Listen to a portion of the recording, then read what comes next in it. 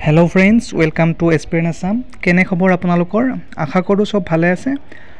আজিৰ এই ভিডিঅ'টোত আমি আলোচনা কৰিম সিটেট 2025 অৰ্থাৎ ডিসেম্বৰত যেটো সিটেট হ'বলৈ গৈ আছে তাৰ ওপৰত অলপ আলোচনা কৰা হ'ব।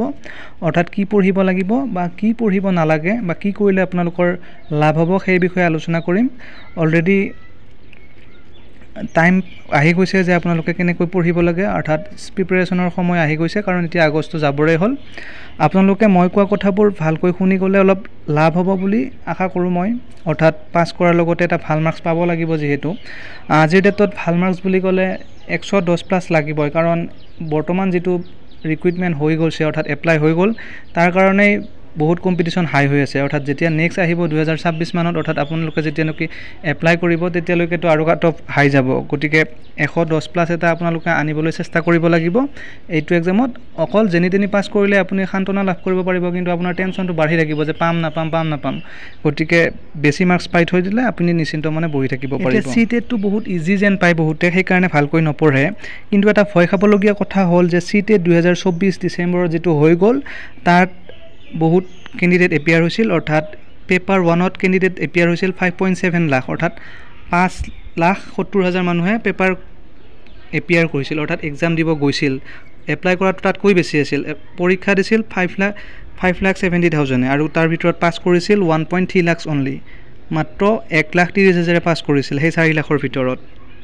সেই 5 লাখৰ ভিতৰত ঠিক তেনেকৈ পেপাৰ 2 কি কৰিছিল 11 লাখ ক্যান্ডিডেটে পৰীক্ষাত বহিছিল তাৰ ভিতৰত পাস কৰিছে 1.4 লাখে গটিকে পাস কৰাটো এটা ইমান সহজ কথা নহয় গটিকে ভালকে পঢ়িব লাগিব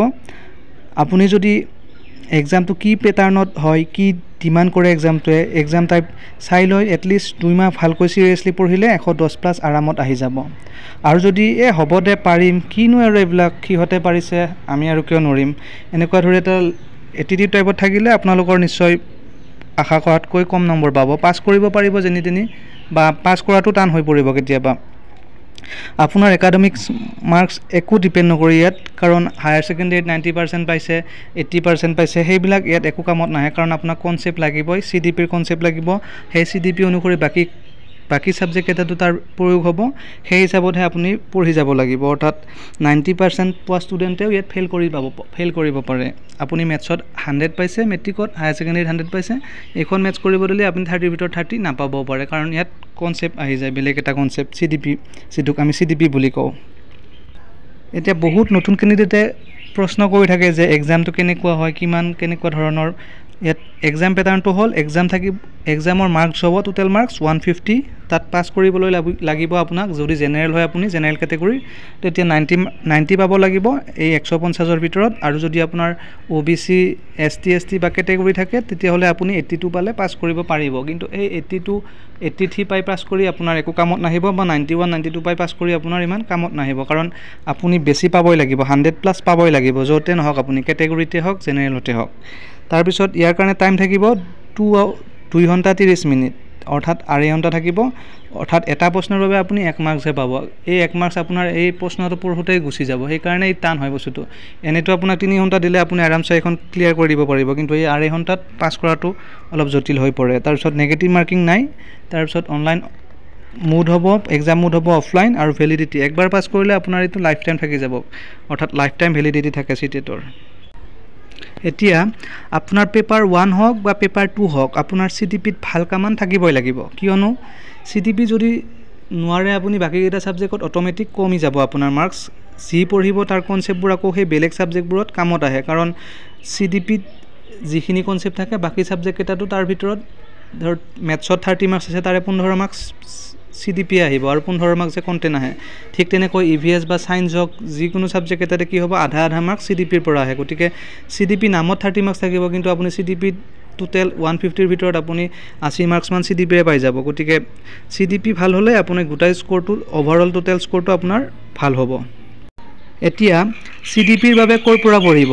মই পাৰ্সোনালি হিমাংশী সিনক প্ৰিফাৰ কৰো আৰু আপুনি ভাল নাপাব পাৰে কাৰণ সবৰে চইচ বেলেগ গটিকে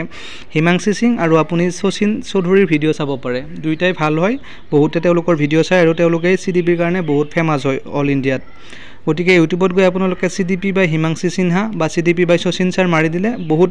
আহি যাব ভিডিঅ' সেইবিলাক আপুনি চাব পাৰে